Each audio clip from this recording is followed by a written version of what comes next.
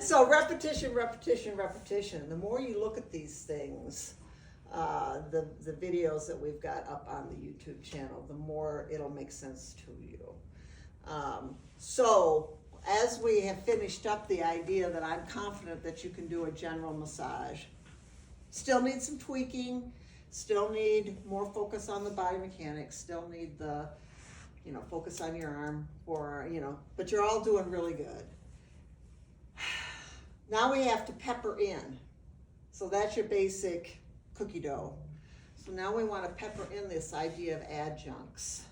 So an adjunct takes two forms. It can be a tool that augments the massage, or it can be a thing like hydrotherapy, which is in our scope of practice, or essential oils, which is in our scope of practice, or things like using salt, which is in our, like a salt scrub or a sugar scrub, which is in our scope of practice.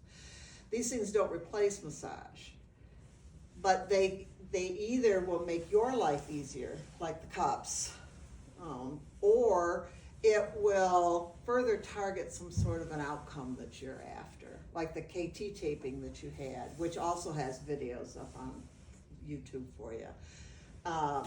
That's particularly good for fluid movement. Cupping is very good for fluid movement as well. So, the use of a tool isn't that hard. So we start with learning how to use the tool and what it does. And then, once we know what it does, then we can start to have a strategic thought pattern on when and why we would use something. Everything that we do has the potential for an adverse effect. So that means it could cause more harm than benefit. So we have to be aware of that too as we go along. And so when you look in your textbook on this chapter, it'll say safety first, safety first, safety first, all the way through stuff. The other way you're going to get exposure to this, and so who's had their massage now over at the spa? You got to pick a couple of add-ons, right? So you had a chance to experience that more in the real world kind of a thing. So we're fortunate that we have that ability to get back and forth with that. One of the tools I think has the most benefit is the suction. And as far as dealing with superficial fascial stickiness, thickness, densification, there's a lot of terms on that. I think the suction is actually probably the most helpful that you've got. So it behooves you both for your own ergonomics and as far as a beneficial outcome for the client, as well as giving them something they can do and take home, because you can apply these cups yourself. I think that if you're going to focus on learning to do one of these adjuncts, this is a really good one that involves a tool. The other I think is very helpful is thermotherapy, hot, cold, that sort of thing. So we'll get back to that. So what does it do? All right, so Luke did an excellent little job right here. So what he's got here is skin, and then your superficial fascial layer. It's a spongy type layer. It's thicker or thinner, depending on the body area. I don't have a lot of it on my forehead, but I have a lot of it on my butt. All right. So skin and superficial fascia are adhered together. You can separate it out, but it's hard to do. So we want to think of this as a unit.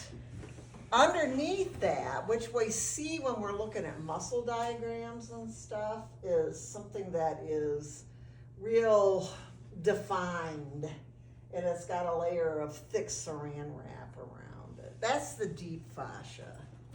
So an example of that is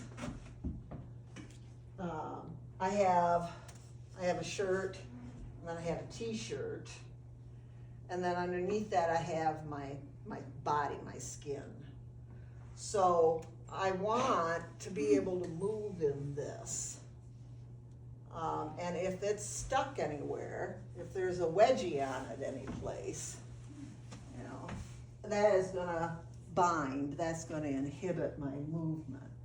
And a lot of what people think is a muscle problem is really a binding issue with the superficial fascia, deep fascia interface.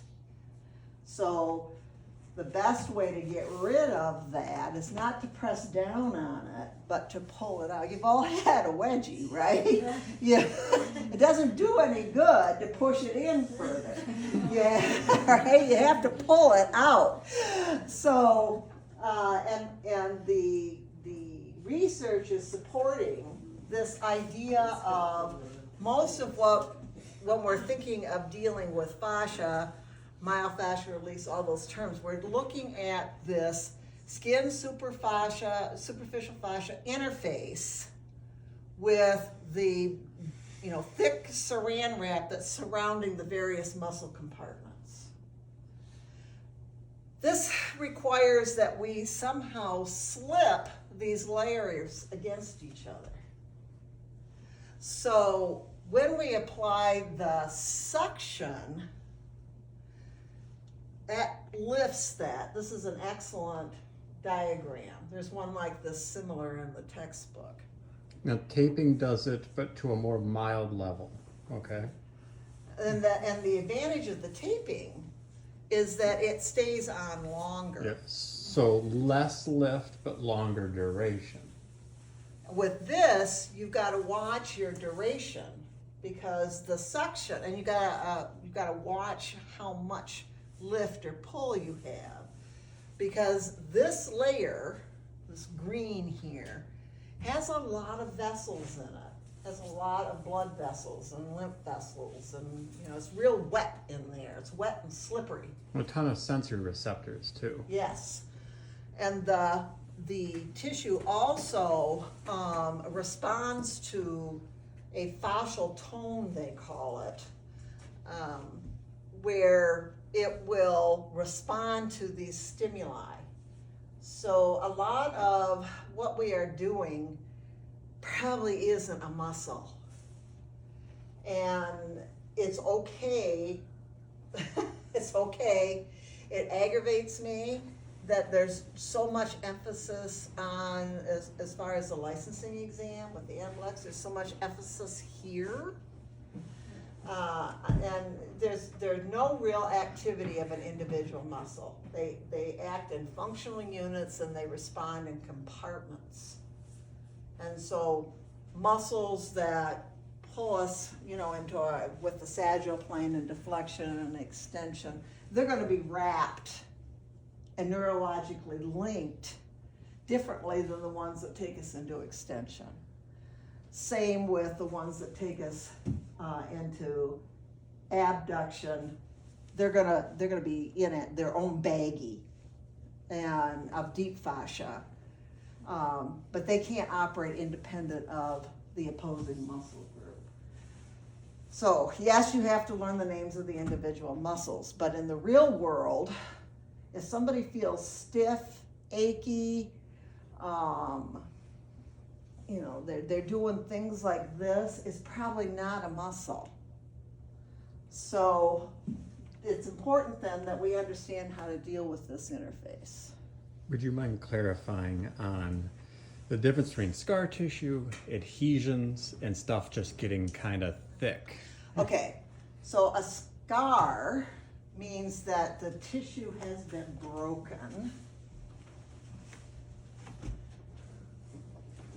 And depending on how scarred or how deep the breach is, it'll go down through individual layers.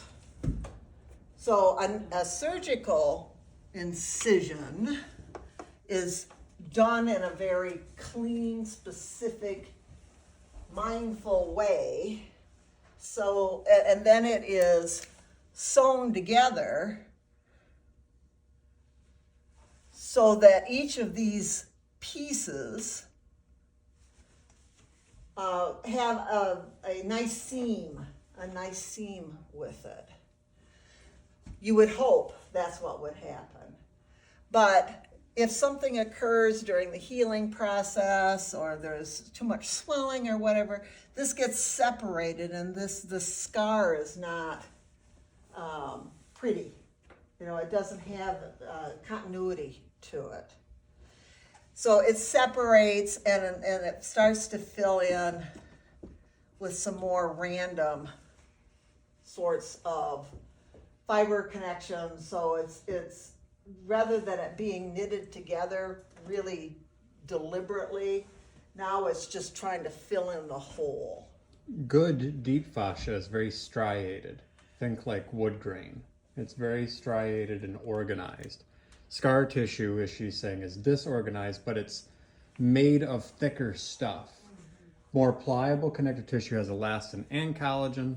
Scar tissue has a lot more collagen. Deep fascia has more collagen. So it's thicker. It's like putting epoxy on something. Well, and the other thing that happens is, as this penetrates down, now this layer is not independent anymore. This is its own thing. I inevitably pick up a pen that won't work. All right, this is its own thing now. And all of the layers around this function as one unit now. Instead of this being able to slide on this, and then if there's another layer under here, it being able to slide on that. They're adhered, they're stuck together, they're woven together. Now, people would say, oh, I'm going to break up that scar tissue. No, you're not going to do that. We'll show you how to work on a scar, but what you're going to try to do is increase the movement around it so that the person doesn't feel as stuck. So it's a compensation. This is not going to change. This layer is going to be stuck to this layer, which is going to be stuck to that layer. They're woven together. The scar will always be there. The scar tissue will always be there. But it has to be there, or you got an open wound. But if you can get just a little bit of that movement, that's going to increase a lot. Absolutely. Movement, right? But then also think this is acting like a dam. So if that's supposed to be fluid movement and blood flow, this thing's in the way, right? So, okay. Now, there are things we can do that temporarily make this more pliable as well. But this is a normal healing phase to have something like that. Okay, that's a scar. Mostly what people have is a stickiness. There's all of these layers, this one here, and then it keeps going down. They're filled with, they have like WD-40 in there. It's called Hyaluron, that supports this ability to slide back and forth, the layers to slide. So when we are lifting this, they're not woven together. They're just, kind of like you got a piece of tape on something. You can lift it off of that. The orientation is more this way. So the dysfunction is on these lines this way as opposed to this way. So if we can translate those layers back and forth with the mechanical force, or we can lift and separate those layers. So lift here, move that. Got it? Lift this with the suction cup, then move underneath it. You're starting to encourage that sliding where it's like a piece of tape that's got stuff, double stick tape where it's got stuff stuck together. We do that really well, actually. Bigger question is, what is the reason for those layers to be getting stuck? And a lot of it is repetitive strain, doing the same thing over and over and over. The other is sustained compression, where your force goes down and these layers get crunched together without a lot of movement. So that will increase this tendency for things to kind of get stuck together. So that's an adherence, not an adhesion. An adhesion is where two unrelated structures get bound together with collagen type fibers. And mostly you're going to find that in the abdominal area. And it's a big concern with abdominal surgery. So adhesions are like scar tissue glued two layers together rather than there being a seam or a cut out that is filled with scar tissue. So the trouble is, in the public, people will talk about adhesions. I have adhesions, etc. You won't be correcting them, but know the difference between an adhesion and stuff just being sticky and needing to be slid back and forth to distribute the fluid and to warm it up, which also helps the fluid move through it better because it's warmer. And then the other thing that we can do in general, this stuff is right here, this stuff in here is a colloid. It's like a jello with fibers and stuff embedded in it and vessels and all of that. Just the twisting and turning of it, the gliding of it, in general, the application of a mechanical force into this softens it, increases the pliability. The fancy term is it's thixotropic. And it gets too viscous, and so then what we do is we agitate that, and it increases how fast the molecules move, which increases water binding. So if you warm up and massage jello, it'll get more liquidy. If you make the jello still and put it in the fridge, it becomes thicker and harder. And if it's too thick and you mash it up and it's a little bit more fluid, it also will bind with more fluid. And so you want, so there's a balance between stiffness here because it's like a water balloon as well. If you take a water balloon and you put too much water in it, it gets too stiff. There's too much tension on all of it. And when you feel somebody's tissue, they'll feel real taut like that. But they don't feel dried out like a piece of jerky. They feel more water balloony. And those are signals of, okay, I need to move fluid or help move fluid, or I need to increase the densification, this is called, densification. And massage and exercise and other stuff can reverse that really quite well. This is where extra fluid can cause a lot of discomfort though, because if that balloony part that's drawn in, that lifted part, if a limb is filled with too much water, that water is also pushing on the receptors in the skin and the muscle. So it creates this perception of discomfort, stiffness, even though it might be water associated, lymph in that case associated, as opposed to, or other swelling, as opposed to connective tissue binding. So this is what and why. And there's a lot more description and research and that sort of thing in the textbooks. But we've got enough right now, just with this little bit of understanding, to understand what this would do in general, just applying it generally to help with the lift. Because the only thing we have in our hands that we can do with this is we have to grab the tissue and, actually lift and or twist it. And the cup isn't going to replace that, but it will certainly augment it because both of those moves are hard on your hand. You can either just lift the tissue and move the cup, which will slide this layer on this layer, or you can lift the tissue with one or more cups and have them move the muscle layer underneath it. Both are going to result in this kind of translation. So do both. Do both with it. Especially for fluid movement, because in that green stuff are these little lymph vessels that when the shape changes, it opens some ducts So, and the water can only go in one direction.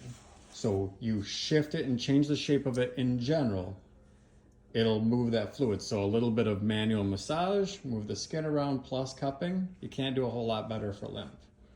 Now, there's a picture in your textbook that we'll find it, but it shows places on the body where the deep fascia tends to concentrate on the areas where there is more of a chance that these things are going to get a little bit more adhered together in this translation. And in general, if you look over here on this chart, where you see, can you all see this right here? Where you see a lot of white would be a good place to put cups. So if I'm thinking, where am I gonna put, where do I wanna lift this? Where is it more likely that the soft tissues are gonna get this stickiness? First you would ask the client, right? Yes. Yes. So look, here, along the spine in this thing called lumbar dorsal fascia, you know, a kind of around the joints, in the back of the leg, back of the arm. And then there's these crisscross patterns that happen as well. That you've already, you know, like the shoulder goes with the hip and all of that kind of stuff. So there are some strategic areas where you can put those cups on it and then have the person move or you move them, and you've got a pretty good generalized body result and outcome with it. Okay, now what's the tool? Well, there's all different kinds. So this is the one that I think is probably the most versatile. There are a lot of different brands. This one happens to be whatever this is. But they Bao He Zen Kung Ba Something. Gon Chi. and they're Sure. Sarah, can you bring some of the battery cups over? So this, sometimes these devices have like a long tube where you can, you know, put it on yourself, and that's what's nice to be able to teach this for a self-help thing. But basically, it's that's why it's called a cup. It looks like a cup. Vacuum therapy is a better term. Cupping is in the general population, and it has its roots and whole different philosophy about it in traditional Chinese medicine and some of the other stuff. We're not doing that. We're looking at how can I use a tool like this to support this stuff right here. That's what we're after. I kind of went over that fire cupping versus these. These are a really good, safe one for you guys to start with. So please don't just start with the fire cupping. So, so what this is it's a pump that's going to pull a suction. That's it. That's what it's going to do. And the amount of suction is going to be dependent on the amount of pumps. And how much suction you're going to use is going to be dependent on the thickness of the layer or how sticky it is. My approach is to use the biggest cup that you can get to stick because you might as well cover as much area as you can. The cup can be static and just sit there, or it can lift and you can move, which is going to do that. But fortunately, I have another one. And these are not expensive. That's the other big value. Yeah, I think you can get a pretty big kit for around $20-ish. Yeah. So. Yeah. And that's why I gave all my clients, the athletes and stuff, I gave them one of these because it was easier for me to say, go get your suction cups and all that. That's maybe. Well, for self-care too. Or It's I Very can supportive. move the cup. The danger, if there is one, is that it's gonna pull red blood cells out of the capillaries in the superficial fascia. And it will leave a distinct red mark. Call them cupping marks. And it's not a bruise by definition. A bruise is a compression injury. So these are suction based. So echinacea is one phrase that I've heard. A bruise is something got hit really hard. It's a compression based injury. So cupping marks are not bruises. You can use one or multiples, depending on what you're after with things. Like she mentioned, going up and down the spine. Why not do both sides of the spine, or do on both sides of the scar? So usually there are a couple little things with these. You're gonna wanna have, in most instances, some sort of lubricant, either on the area you're gonna try to cup or on the edge of the cup, because it helps seal it. The biggest frustration people have with the suction cups is getting them to stick and stay stuck on something. And so you gotta find the right balance between pulling the suction so it'll stay put and too much suction, which is gonna create too much of a pull, and it's gonna have a feeling that doesn't feel productive, but it feels more scary or more dangerous. If you move the cup back and forth, you're gonna have less likely to have the marks. So a lot of times you'll see in certain, in a lot of the spas, they're real concerned about people being marked because they're afraid of lawsuits and stuff. So they'll wanna try to avoid that, and you do that by moving the cup. It doesn't stay in one spot for very long. Or you start and stop the suction.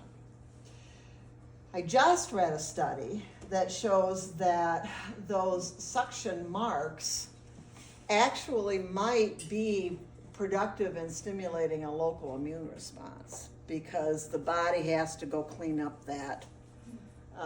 The lymphatics have to move into there and collect that blood, those blood components that have been pulled out of the capillary.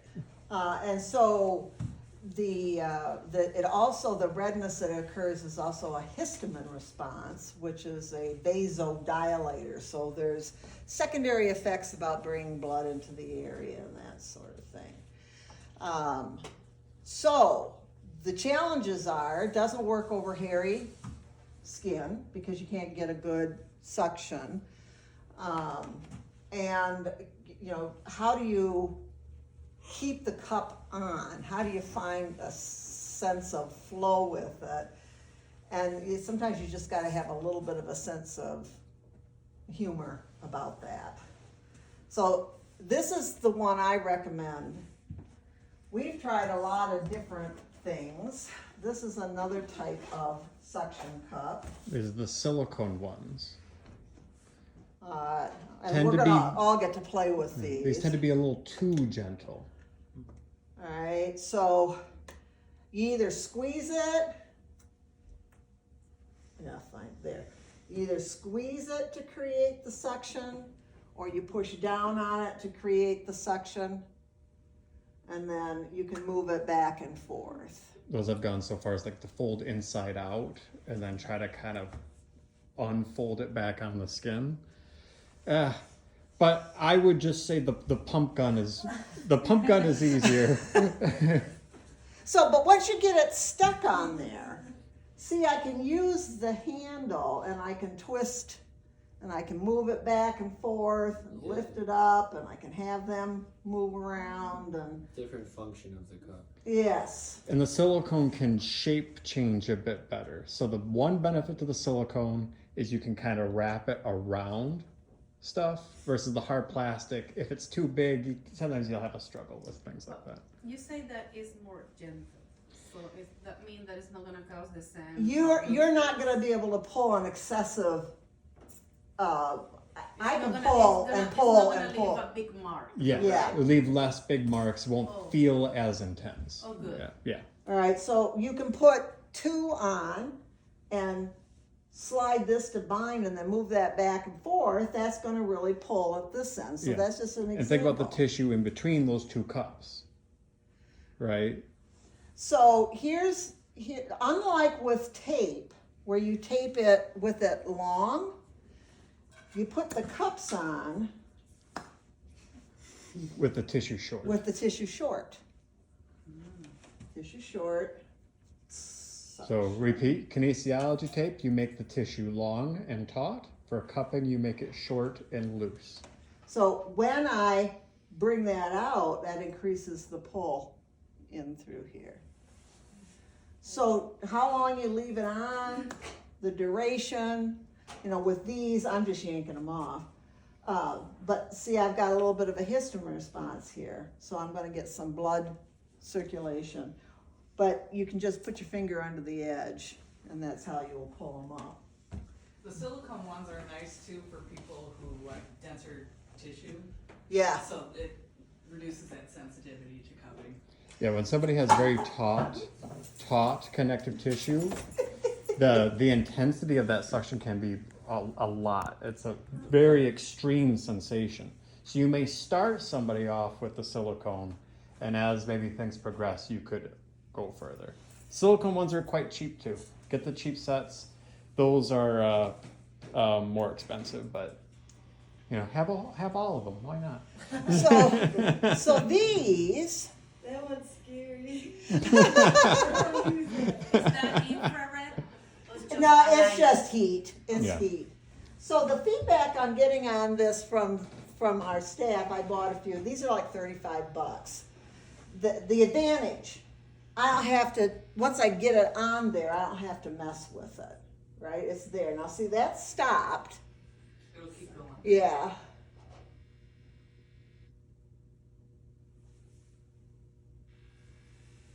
I think it's doing that so that you're getting a pumping action with it. That it's not, so once I start to lose suction, I think it's maintaining that. And there's other settings on this. So that just turned it off right there. So you could do like an automated lymph drain. Yes, you could, by turning it on and off and In on and these- off. So you can Heat. set up the seconds of minutes, right? Yes, and then you can increase the level here of the suction. I like that. There's the vibration and there's heat. Well, there is not on these, but Not the on other those. one there is. So that's the Theragun brand. Also has heat with it. So that's more suction. I think the Theragun one also is easier to modify the amount of suction. So like anything, you get what you pay for. The cheaper ones are gonna maybe have less components. So I guess, as far as we know, the premium electronic cupping device is from Theragun. So, there you go. There. Nice. Now something's gonna happen, right?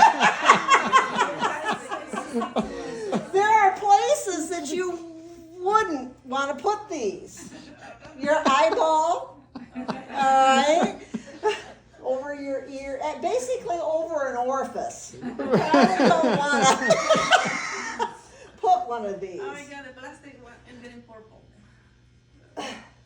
Alright, so with this one, to release the suction, you pull the little Pull knob. the little plastic knob at the end. With this one, you put your finger underneath. With this one, you just hope for the best. There's like two triangles You or the can power come button. underneath, or you can use the button. And this has got a feature on it. I can't see it well enough to find it right now, but where it will suction and let go, and suction and let go, and suction and let go. And that would be good. That would be good for the fluid. You can move these as well. This one, Sandy, that was, looking at the plastic one, that was a lot of skin in there. I mean, that's like, That's scary. yeah, that's, this skin's Well, it's way more pliable than it was when I was 20. That's the belly of your All in forearm. there? It's the belly of your In forearm. in the plastic. Yeah, one, you'll it's see. supposed to- I'll probably jump on the table so she can mark me up and not you guys. But the more pliable someone's skin is, the more it'll pull up. Oh, And that's- also, you know, And that's her safe. and my skin, I Oh, have a he's very got dog strong, skin. but I also have a very strong histamine response. I will turn red and purple way faster than maybe your average person. So this one, this is expensive now. These are like 30. This is like 150. The key is that you've got to press it down into the tissue to get a seal. And then